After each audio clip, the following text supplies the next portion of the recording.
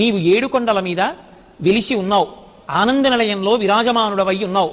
అటువంటి నిన్ను దర్శించి నీకు సేవ చెయ్యాలనేటటువంటి సాత్వికమైనటువంటి బుద్ధితో ఎక్కడో దూరంగా ఉండేటటువంటి నేను ఇంత ప్రయాణం చేసి వచ్చి నీ దివ్యమంగళమూర్తిని దర్శించి సేవించి ఆనందిస్తున్నాను.